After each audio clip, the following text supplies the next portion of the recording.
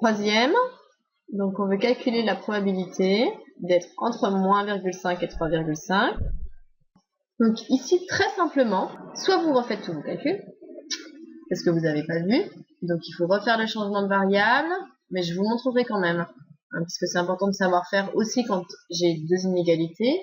Soit je suis astucieux, donc je vois que c'est en lien avec les deux probabilités calculées précédemment. C'est-à-dire qu'en fait, ça c'est la probabilité que x soit inférieur à 3,5 moins la probabilité que x soit inférieur ou égal à moins 1,5. C'est logique, puisque ce qui marchait avec la loi normale marche avec n'importe quelle loi, c'est-à-dire que j'ai ma cloche qui est donc centrée sur 2.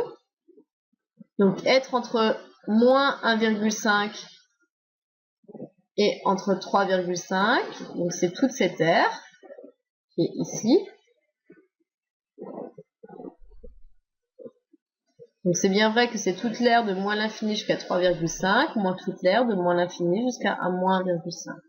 Donc en utilisant les deux résultats précédents, donc ça vaudrait 0,6915 moins celui d'avant, 0,121.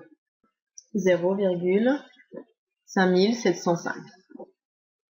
Ou, deuxième méthode, vous avez tout refait, ce qui est possible, mais c'est une perte de temps. On va le faire ensemble quand même. C'est-à-dire que je repars de cette probabilité, donc on a dit que on ne pouvait pas rester par rapport à x, il fallait passer par rapport à t. Donc j'utilise mon changement de variable qui dit que x c'est 3t plus 2. Et donc, en fait d'habitude on fait avec une inégalité, on passe, donc on soustrait, puis ensuite on divise. Ici on peut le faire directement avec la double inégalité.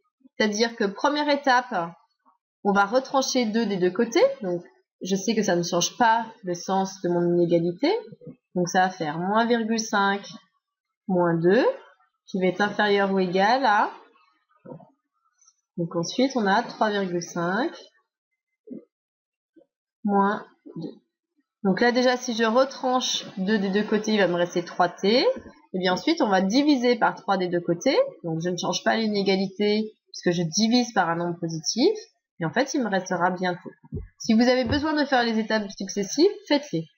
Et donc on va se retrouver avec la probabilité que t soit compris entre moins 1,17 et puis 0,5. Donc on retombe sur des choses qu'on savait, c'est-à-dire que pour calculer une telle probabilité, c'est pi de 0,5 moins pi de moins 1,17. Et puis je me retombe ici avec pi de moins 1,17, c'est 1 moins pi de 1,17. Et donc j'ai bien la même chose qu'ici.